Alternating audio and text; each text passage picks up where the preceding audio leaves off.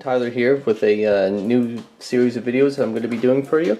This series of videos is, I kind of got inspired to do these because I thought about when I first started the hobby and how I was kind of intimidated getting into painting and everything, because it is kind of overwhelming if you don't know how to paint, or you've never painted ever, or if you're not that artistic and you're just kind of not sure where to start. So I'm going to do these videos. They're not going to be guides how to paint. I might do some painting tutorials when I get a hold of a tripod or something. But these are more how to get started in the hobby, the tools you need, and what to use for what. Like, for example, how to use brushes, how to properly clean them, how to maintain them, how to clean your models, what paints are used for what. So, and also a little bit of basing I might do. So what we're going to do here is we're going to go over everything I have, all my tools that I keep in my station, and these are probably, I'm going to go over the basic stuff that everyone should have at their area. So taking a quick look, just stand up here and have a look at my station. So you can see I got a nice little area here for painting. I actually got this table at Costco or Walmart, or you can get them at Walmart or Canadian Tire if you're in Canada. I don't know the equivalent of those stores in the States. Well, obviously Walmart's in the States, but if you're in any other countries, I'm sure you can find an equivalent like that. Like, it was $30 if that. So that's where I work, and one one important feature is to have good lighting. So I use this lamp here. It just comes down, it's adjustable, so I can move it depending on where I am. If I need more light, I can turn it on up there. So it's always good to have really strong lighting wherever you're working. So we're going to go over all the supplies you need now. So one of the most important things starting out is you need a way to clean your models and get them off the sprues. So it's good to have a nice set of clippers. Just pop them out of the sprues. So it doesn't hurt to have maybe a mini set of pliers too, just in case. Then another important bits to have is a hobby knife. Just an X-Acto knife. See there. It's good for cleaning up sprues, old lines. A bunch of files. I have a little file kit right. See there.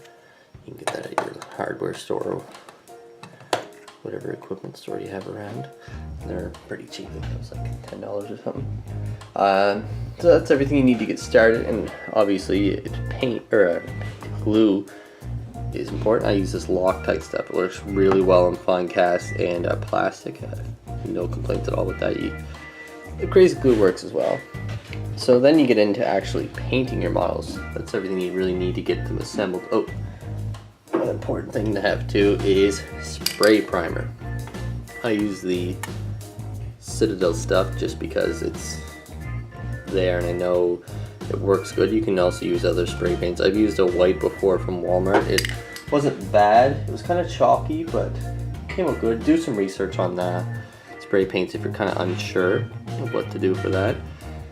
So actually getting into painting. So now what do you need for painting getting started? Obviously you need your paints. I'm going to go over the different styles of paint for Games Workshop because that's all I've really used. I used some Walmart paints for basing, but we won't really look at them in too much detail. So like, you got your base paints, your layer paints, shades, glaze,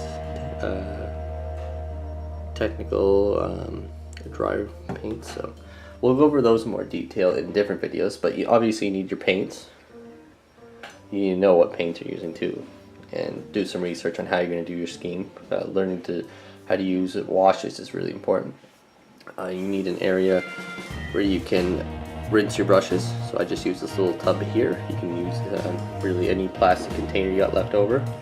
Then brushes are the next important thing. You don't have to use high quality brushes. Obviously you want to use some decent ones like these here.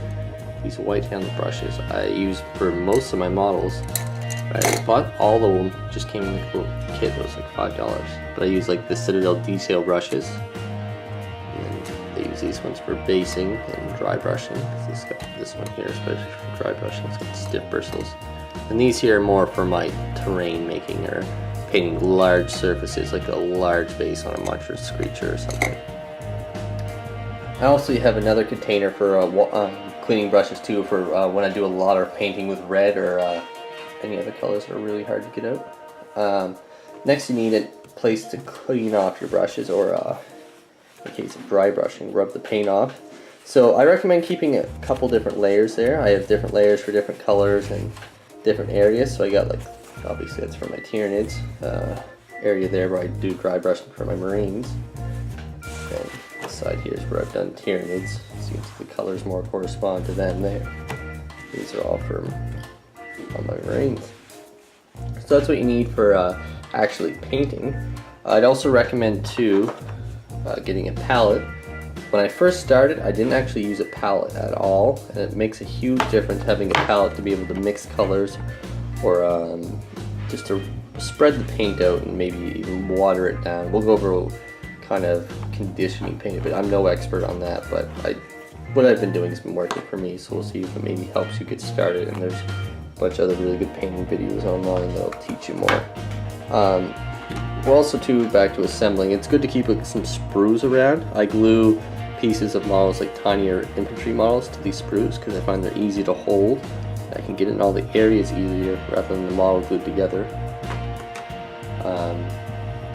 See, I can see those there. And also when painting, it's good to have, I use crazy glue tubes from the glue and some sticky tack to hold onto the model. So like, we'll grab this little guy here. You just stick him in there. You have to probably put him down more than that, but just lightly stuck there to show you, so then I can spin it around as I'm painting. It gives me good grip and it's comfortable. Oops. So that's everything you need for painting and cleaning, or I guess, and then for after you're done painting, this is really important. Get a hold of some brush cleaner. This stuff here you can pick up at your arts and crafts stores, and so let me open that up for you.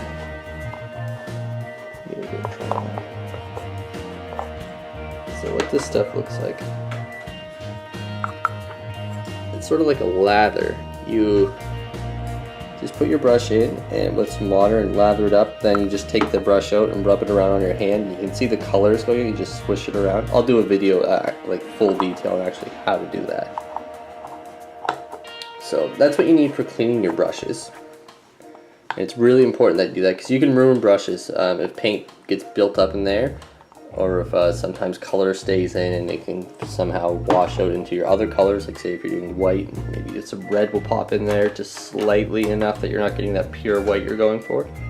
But other than that, so that's really it. This is everything you kind of need to get yourself going. Make sure you got a good space, enough that you can work on. Rest your elbows on if you need to, and also a good chair is also recommended. You want to sit up straight and don't cramp yourself. So I'm just going to mention quick other supplies that are nice. PVA glue is nice. Getting some flock or cork. You can use cork board, or I actually have wine corks I just cut up. Got these at the dollar store. These cork board came in like layers of there's like 3 or 4 layers in there. It's $1. So that's actually how I make all my bases. For example, like on my high tire, all these rocks are just cork board piled on top with some sand put down to give it a more rough look.